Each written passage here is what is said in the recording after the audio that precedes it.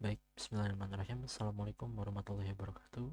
Saya Yusuf Kurniawan dengan NNP 15/2023-195. Di sini akan membuat video yang dimana akan menjelaskan tentang jawaban dari setiap soal-soal dari UTS pemrograman IoT. Dengan saya dosennya Pak Aurelius Manurung.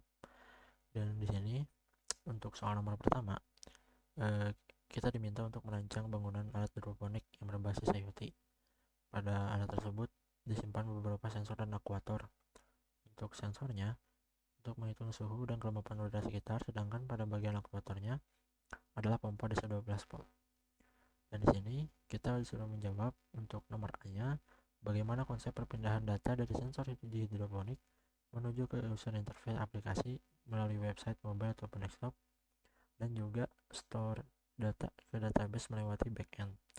Dan kemudian untuk nomor B-nya, misalkan semua sensor dan aktuator tersebut data yang terpasang di pin 8, LED di pin 5, kuning di pin 10, merah di pin 12, relay di pin 7, buzzer di pin 9, dan buatkan kode pada mikrokontrolernya, di mana lampu merah dan buzzer akan menyala saat suhu lebih besar dari 35 derajat, dan lampu kuning menyala saat suhu di antara 30 dan 35, serta lampu hijau akan menyala saat suhu di bawah 30.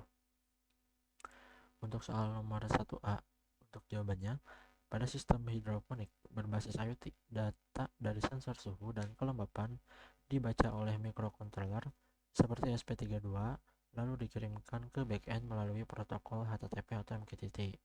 Backend berfungsi menerima, memproses, dan menyimpan data tersebut ke dalam database agar dapat digunakan sebagai history monitoring, dan juga aplikasi pengguna seperti mobile website ataupun desktop kemudian mengambil data dari backend melalui API untuk ditampilkan secara real time. Selain itu, aplikasi juga dapat mengirimkan perintah kembali ke backend untuk mengontrol aktuator seperti pompa yang kemudian dituliskan ke mikrokontroler untuk dihidupkan atau dimatikan. Poin pentingnya, sensor membaca suhu dan kelembapan, ESP32 mengirimkan data ke backend, HTTP atau MQTT, backend memproses dan menyimpan data ke database, aplikasi mengambil data dari backend melalui API, kemudian user dapat mengontrol pompa dari aplikasi, dan backend meneruskan perintah kontrol ke ESP32.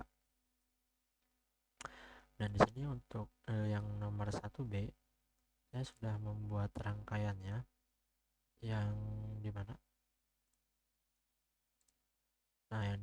sesuai dengan ketentuan yang di soal tadi, apabila si suhu itu kurang dari 30, maka yang akan menyala itu lampu LED berwarna hijau. Dan jika suhu saya akan naikkan di antara 30 dan 35, maka yang akan menyala itu lampu warna kuning. Dan jika lebih dari 35, maka yang menyala akan lampu warna merah.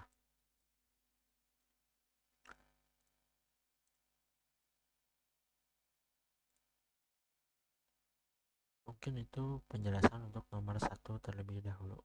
Saya akan lanjut untuk nomor soal 2.